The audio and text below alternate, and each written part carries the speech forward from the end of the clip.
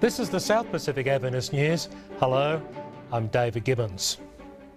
The Queensland Times reports that members of the Ipswich Seventh-day Adventist Church are to be applauded for the help they gave to a family in need last Sunday.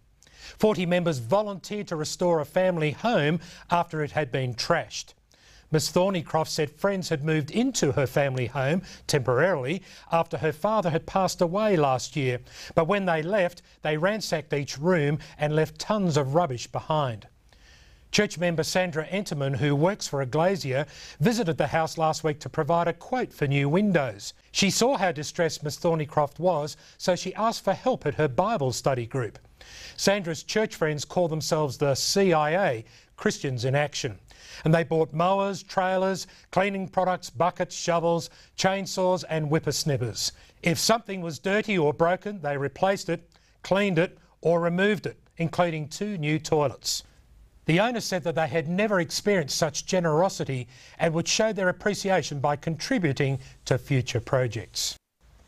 The Prime Minister, the Deputy Prime Minister and the Leader of the Opposition in the Cook Islands all turned up to the first meeting of an evangelistic series last month. And the next day, the Deputy Prime Minister spoke positively to Parliament about the meeting. The series was conducted by Dr. Erika Pooney and was called Good News Today. After 2 weeks, 53 people said they wanted to become Christians and be baptised. And on March 1, a number of people were baptised, including the government's top auditor, Paul Allsworth, and his wife.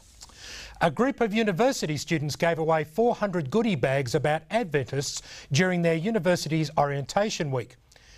Newcastle University in New South Wales has more than 6,000 new students this year. So the Adventist students on campus set up a booth. They spoke to over 1,000 students and 52 signed up to be part of NASA, the Newcastle Adventist Students Association. NASA's aim is to make God real in the lives of tertiary students through social, spiritual and service activities, all of which are drug and alcohol free. The goodie bags also contained information about the Wall's End Church, which is close to the university campus. ADRA, the Adventist Development and Relief Agency in Australia, has just launched a new idea to raise funds and awareness for its projects. It's called Grant a Wish, and it is a catalogue with projects from as little as $11 and up to $4,000. People can now support an ADRA project but give it on behalf of a friend or family member as their birthday, anniversary or Christmas present. Gifts include a school supplies kit, vocational training, a buffalo of all things and a village water system. This initiative will allow donors to have a closer relationship with communities in need. They can buy a gift from the catalogue for a family member or friend, or they can focus the fundraising effort of their school or church group.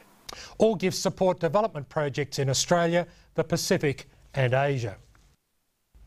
And briefly from Western Australia this week, a fly and build team will soon return to Zambia for the 8th time. They will build a 5-room primary classroom block, a library and a dormitory for the girls. Carmel College raised funds in 2007 for the projects. A couple in Perth have started a vegetarian restaurant called Café 7 as a means of evangelism.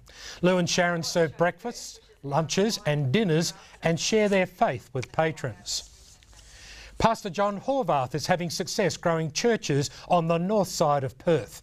He goes to the airport to meet new arrivals, mostly from African countries.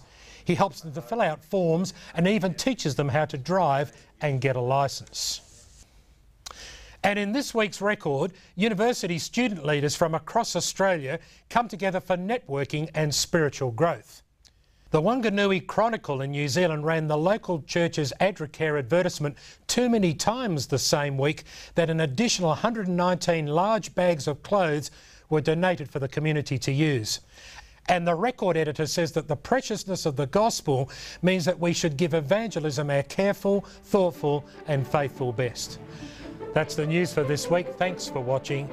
I'm David Gibbons.